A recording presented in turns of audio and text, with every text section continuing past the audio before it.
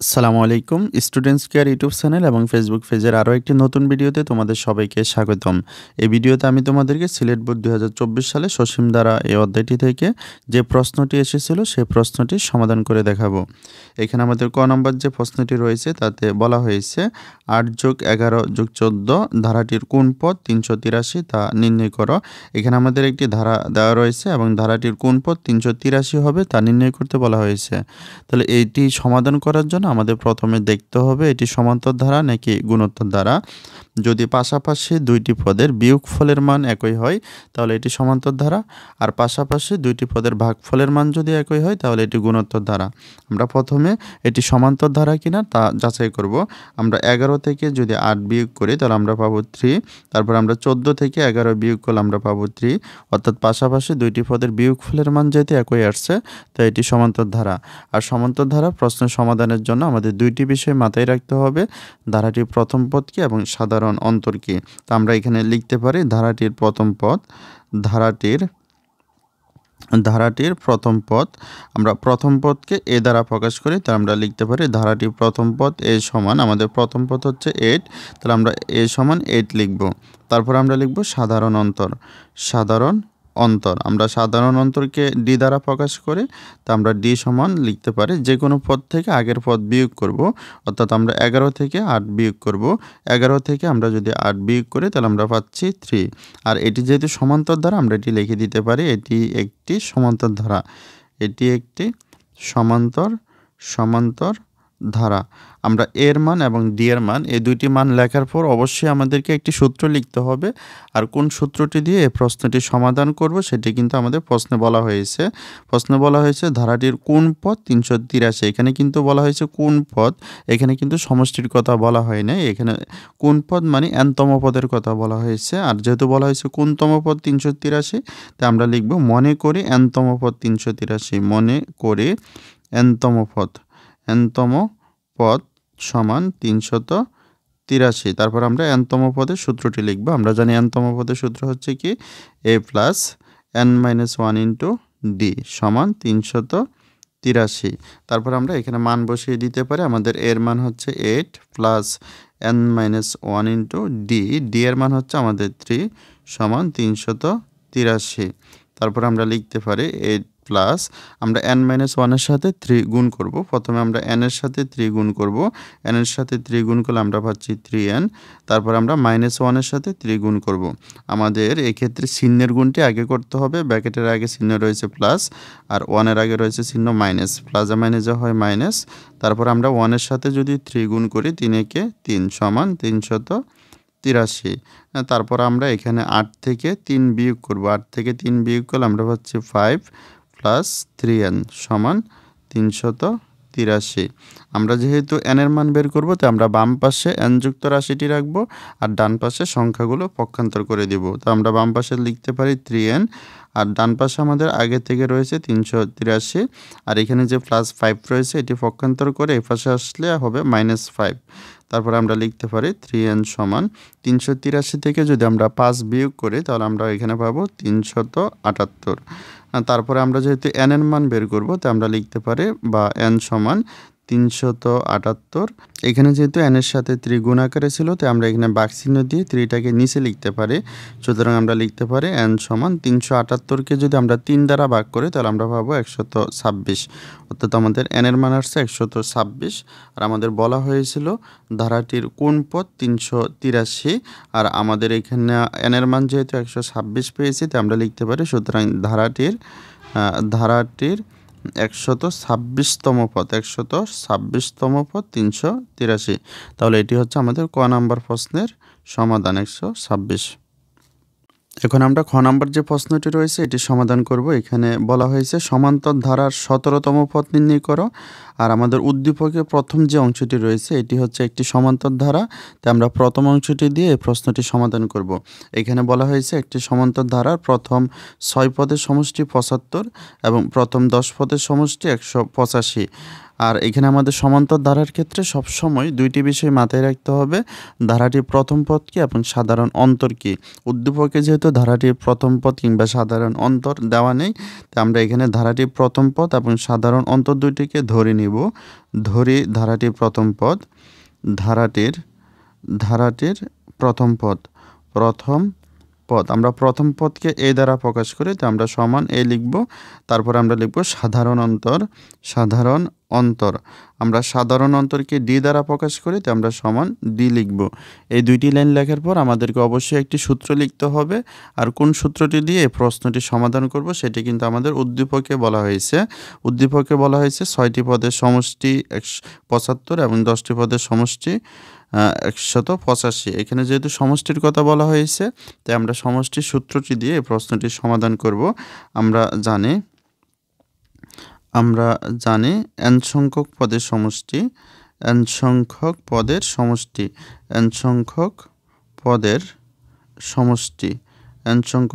সমষ্টি সমান্তর ধারার ক্ষেত্রে n সংখ্যক পদের সমষ্টির সূত্র হচ্ছে Sn সমান n/2 into 2a plus n-1 into d। আর এখানে যেহেতু আমাদের বলা হয়েছে 6টি পদের সমষ্টি এবং 10টি পদের সমষ্টি, তা আমরা এখানে n এর পরিবর্তে 6 লিখব। 6 সংখ্যক পদের সমষ্টি Sn না লিখে আমরা লিখব S6 সমান n/2 না লিখে আমরা লিখব 6/2 ইন্টু 2a প্লাস n-1 এর পরিবর্তে আমরা লিখব 6-1 ইন্টু d। তারপর আমরা 6কে 2 দ্বারা ভাগ করতে পারি, 3 দুগুণে 6, আমরা এখানে পাচ্ছি 3। তারপর আমরা এখানে পাচ্ছি 2 প্লাস 6 থেকে যদি আমরা 1 বিয়োগ করি তাহলে আমরা পাচ্ছি 5। আমাদের পাশে রয়েছে d অর্থাৎ 2a প্লাস 5d। তারপর আমাদের বলা হয়েছে 10টি পদের সমষ্টি, আমরা এখানে লিখব 10 সংখ্যক পদের সমষ্টি। Sn না লিখে আমরা লিখব S10 সমান 10/2 into 2a plus 10-1 into d। তারপর আমরা এখানে 10কে 2 দ্বারা ভাগ করি, 5 দুগুণে 10, আমরা এখানে পেয়েছি 5। তারপর এখানে আমাদের রয়েছে 2a প্লাস, আমরা 10 থেকে যদি 1 বিয়োগ করি তাহলে আমরা পাচ্ছি 9, পাশে রয়েছে d অর্থাৎ 2a প্লাস 9d। অর্থাৎ আমরা 6 সংখ্যক পদের সমষ্টি এবং 10 সংখ্যক পদের সমষ্টি নির্ণয় করলাম। আর আমাদের উদ্দীপকে বলা হয়েছে 6 সংখ্যক পদের সমষ্টি হচ্ছে 75 এবং 10 সংখ্যক পদের সমষ্টি হচ্ছে 185। আমরা এখানে দুইটি সমীকরণ লিখতে পারি। প্রশ্ন মতে আমরা 6 সংখ্যক পদের সমষ্টি পাইছি কি 3 ইন্টু 2a প্লাস 5d। আর উদ্দীপকে 6 সংখ্যক পদের সমষ্টি বলছে 75।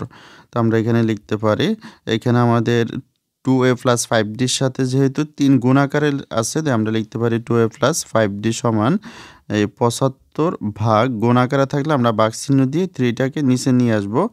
তারপর আমরা লিখতে পারি সুতরাং 2a প্লাস 5d। আমরা 75কে যদি 3 দ্বারা ভাগ করি তাহলে আমরা এখানে পাবো 25। তাহলে এটি হচ্ছে আমাদের 1 নং সমীকরণ। তারপরে আমরা আবার 10টি পদের সমষ্টি যে মানটি পাইছি 5 ইন্টু 2a প্লাস 9d। আর উদ্দীপকে 10 সংখ্যক পদের সমষ্টির কথা বলছে কত 185। তাই আমরা এটি সমান 185 লিখব, 185। তারপরে আমরা লিখতে পারি 2a প্লাস 9d সমান কত 185 ভাগ, এখানে 5 যেহেতু গুণ আকারে রয়েছে তাই আমরা এটি ভাগ চিহ্ন দিয়ে 5টিকে নিচে নিয়ে আসলাম। সুতরাং 2a প্লাস 9d সমান 185কে যদি আমরা 5 দ্বারা ভাগ করি তাহলে আমরা এখানে পাবো 37। তাহলে এটি হচ্ছে আমাদের 2 নং সমীকরণ। এই সমীকরণ দুইটি দিয়ে আমরা এখন a এবং d এর মান বের করব। এক্ষেত্রে আমরা 2 নং সমীকরণ এবং 1 নং সমীকরণ যোগ অথবা বিয়োগ করে আমরা a এবং d এর মান বের করতে পারি। তা আমরা প্রথমে 2 নং থেকে 1 নং বিয়োগ করতে পারি। 2 নং থেকে যদি আমরা 1 নং বিয়োগ করি তাহলে আমাদের 2 নং সমীকরণ হচ্ছে কি 2a প্লাস 9d সমান 37। আর 1 নং সমীকরণ হচ্ছে কি 2a প্লাস 5d সমান 25। তা আমাদের এখানে যেহেতু বিয়োগ করব, তাই আমাদের নিচের যে রাশিটি রয়েছে তার চিহ্ন পরিবর্তন করতে হবে। আছে প্লাস আমরা লিখব মাইনাস, এখানে রয়েছে প্লাস আমরা লিখব মাইনাস, এখানে রয়েছে প্লাস আমরা লিখব minus. Plus 2a minus 2a বাদ, তারপরে এখানে আমরা 9d থেকে 5d বিয়োগ করব, তাহলে আমরা এখানে পাচ্ছি 4d। তারপরে সমান আমাদের 37 থেকে আমরা যদি 25 বিয়োগ করি তাহলে আমরা এখানে পাচ্ছি 12। আমরা যেহেতু d এর মান বের করব তাই আমরা লিখতে পারি বা d সমান আমাদের d এর সাথে যেহেতু 4 গুণ আকারে রয়েছে, তো আমরা ভাগ চিহ্ন দিয়ে 4টাকে নিচে নিয়ে আসলাম। সুতরাং d সমান 3 4 12, তো আমরা d এর মান পেলাম 3। এখন আমরা এর মান বের করব। আমরা d এর মানটিকে যে কোনো একটি সমীকরণে বসালে কিন্তু এর মান পেয়ে যাব। আমরা লিখতে পারি d এর মান 1 নং সমীকরণে বসিয়ে পাই। 1 নং সমীকরণে বসিয়ে পাই। আমাদের 1 নং সমীকরণটা কি ছিল? আমাদের 1 নং সমীকরণটা ছিল 2a + 5d = 25। তাহলে আমরা এখানে 2a + 5d = 25। এখানে আমরা d এর মান বসাবো। আমাদের প্রথমে রয়েছে 2, তারপরে a + 5d, আমরা d না লিখে d এর মান লিখব। d এর মান হচ্ছে 3 = 25। তারপর আমরা লিখতে পারি 2a + 3 × 5 = 15 = 25। আমরা যেহেতু এর মান বের করব, তো আমরা লিখতে পারি 2a = 25 + 15 পক্ষান্তর করলে হবে -15, বা 2a সমান আমরা 25 থেকে যদি 15 বিয়োগ করি, তো আমরা পাবো এখানে 10, বা a সমান আমরা এখানে যেহেতু এর মান বের করব, তাহলে আমরা লিখতে পারি 10 ভাগ 2কে আমরা নিচে নিয়ে আসতে পারি। সুতরাং a সমান 10কে যদি আমরা 2 দ্বারা ভাগ করি, তাহলে আমরা পাচ্ছি 5, অর্থাৎ আমরা এর মান পেলাম 5। এখন আমাদের a এবং d এর মান যেহেতু বের হয়ে গেছে, এখন আমাদের প্রশ্নে কি বলছে সে অনুসারে কাজ করব। প্রশ্নে বলছে কি 17তম পদ নির্ণয় করো, অর্থাৎ nতম পদের কথা বলা হয়েছে। তো আমরা nতম পদের সূত্রটি দিয়ে বাকি অংশটি করব। আমরা জানি nতম পদের সূত্র কি? a + n - 1 * d। আর আমাদের যেহেতু বলা হয়েছে 17তম পদ, তো আমরা লিখব 17তম পদ সমান কি a + n - 1 না লিখে আমরা লিখব 17 - 1 * d। তারপর আমরা মান বসিয়ে দিব। আমাদের এর মান হচ্ছে 5, প্লাস আমরা 17 থেকে যদি 1 বিয়োগ করি, তাহলে আমরা পাচ্ছি 16। তারপরে রয়েছে ব্র্যাকেট মানে গুণ। তারপর d এর মান আমরা পেয়েছি কত? d এর মান পেয়েছি 3। এখানে আমরা লিখতে পারি 3। তারপরে রয়েছে 5 প্লাস আমরা 16 আর 3 গুণ করি, তাহলে 16 আর 3 গুণ করলে আমাদের আসতেছে 48। তো এখানে আমরা লিখতে পারি 48 আর 5 যদি আমরা যোগ করি, তাহলে আমরা এখানে পাচ্ছি 53। তাহলে এটি হচ্ছে আমাদের খ নাম্বার যে প্রশ্ন রয়েছে সেটির সমাধান। এখন আমরা গ নাম্বার যে প্রশ্নটি রয়েছে এটির সমাধান করব। এখানে বলা হয়েছে গুণোত্তর ধারাটির প্রথম 6টি পদের সমষ্টি নির্ণয় করো। আর আমাদের উদ্দীপকের দ্বিতীয় অংশটি হচ্ছে একটি গুণোত্তর ধারা। এখানে বলা হয়েছে একটি গুণোত্তর ধারার চতুর্থ পদ 1/16 এবং সপ্তম পদ হচ্ছে 1/128। আর গুণোত্তর ধারার প্রশ্নের সমাধানের ক্ষেত্রেও আমাদের দুইটি বিষয় মাথায় রাখতে হবে: ধারাটির প্রথম পদ কি এবং সাধারণ অনুপাত কি। উদ্দীপকে যেহেতু ধারাটির প্রথম পদ কিংবা সাধারণ অনুপাতের মান দেওয়া নাই, তা আমরা ধরে নিব ধারাটির প্রথম পদ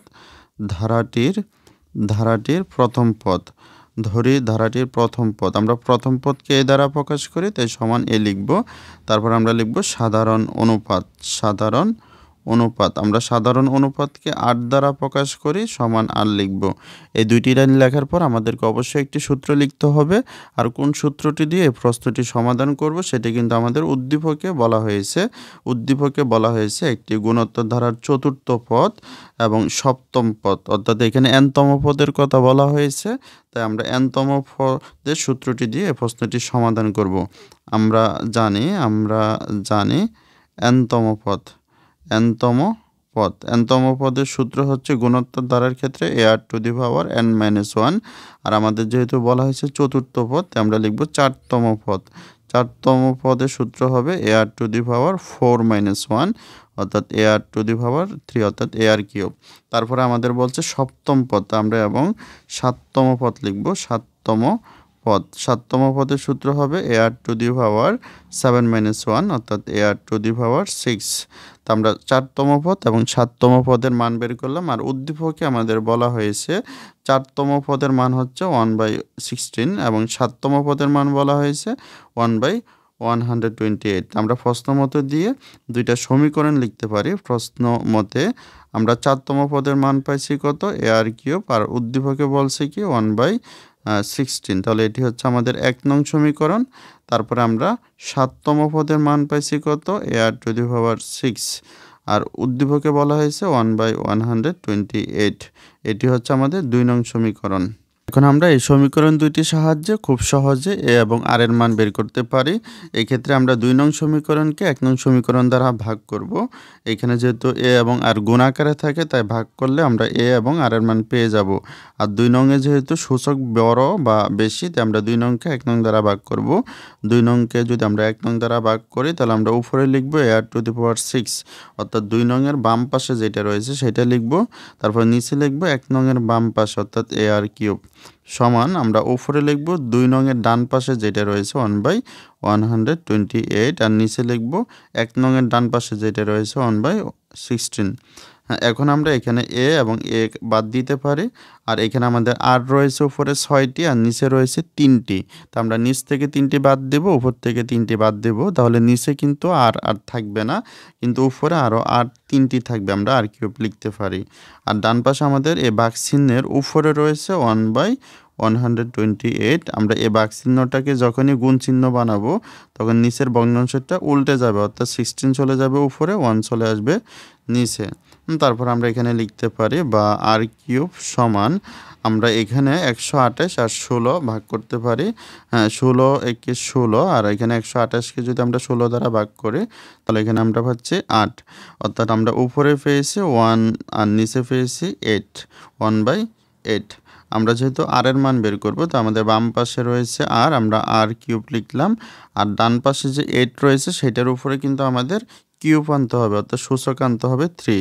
আমরা 8কে যদি ভেঙে লিখি, আমরা 2 দ্বারা যদি ভাঙি তাহলে আমরা পাচ্ছি কত, 4 দুগুণে 8, আবার 2 দ্বারা ভাঙলে 2 দুগুণে 4, অর্থাৎ 8 মানে হচ্ছে 2 3টা, অর্থাৎ আমরা এখানে লিখতে পারি 1/2³। আমরা 2³ বাইরে লিখব।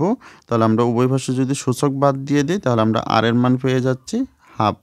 আমরা আর এর মান পেয়ে গিয়েছি, এখন আমাদের লাগবে এর মান। তো এর মান বের করতে হলে আমরা আর এর মান যে কোনো একটি সমীকরণে বসাবো। আমরা আর এর মান 1 নং সমীকরণে বসিয়ে পাই, 1 নং সমীকরণে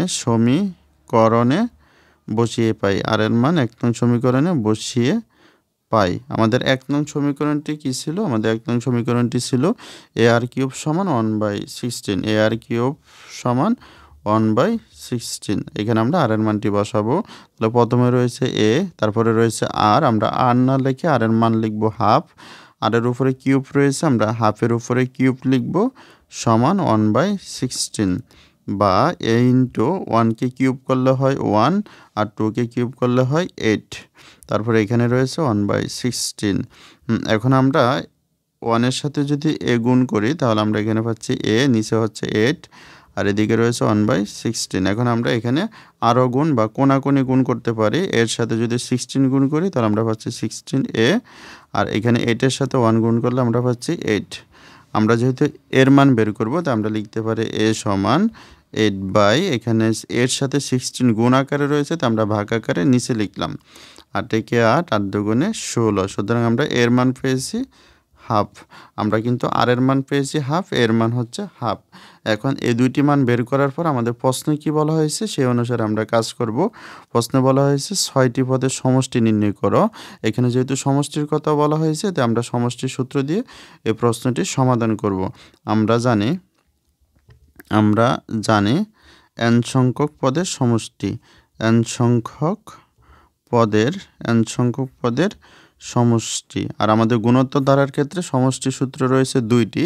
আর এর মান যদি 1 এর চেয়ে বড় হয় তাহলে আর হয় আগে, এবং আর এর মান যদি 1 এর চাইতে ছোট হয় তাহলে আর হয় পরে। আমরা এখানে আর এর মান পাচ্ছি হাফ, যেটি 1 এর চেয়ে ছোট, অর্থাৎ আর এর মান যেহেতু 1 এর চাইতে ছোট তাহলে আমরা সমষ্টির সূত্র আর কে পরে লিখব। তাহলে আমাদের সমষ্টির সূত্রটি হবে এরকম, a into 1 minus r to the power n by 1 minus r, অর্থাৎ আগে 1 লিখেছি তারপরে আর লিখেছি, আর যেহেতু ছোট তাই আর পরে হবে। তারপরে আমরা এখানে 6টি পদের সমষ্টি বলছে, আমরা n এর জায়গায় লিখব 6 সংখ্যক পদের সমষ্টি, এস n না লিখে আমরা লিখব s6। তারপর আমরা a into 1 minus r to the power n এর জায়গায় লিখব 6 বাই 1 মাইনাস আর। তারপরে আমরা এ এবং আর এর মান বসিয়ে দিতে পারি। আমাদের এর মান হচ্ছে হাফ, আমরা এর জায়গায় লিখব হাফ, তারপরে রয়েছে 1 মাইনাস আর, আর না লিখে আমরা আর এর মান লিখব। আমরা আর এর মান পেয়েছিলাম হাফ, তো এখানে লিখব হাফ, আর এর উপরে রয়েছে 6, আমরা হাফের উপরে লিখব 6, তারপর আমরা এটাকে একটা ব্র্যাকেটের মধ্যে ক্লোজ করে দেব।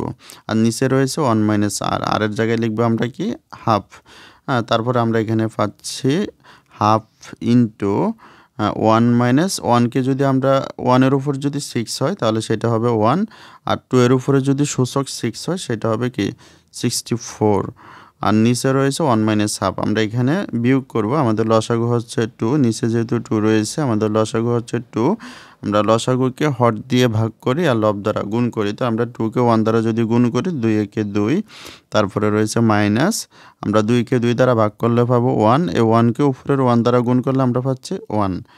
তারপর আমরা এখানে পাচ্ছি হাফ, এখানে আমরা আবারও 1 মাইনাস 1/64 যেহেতু রয়েছে আমরা এখানে লসাগু করব।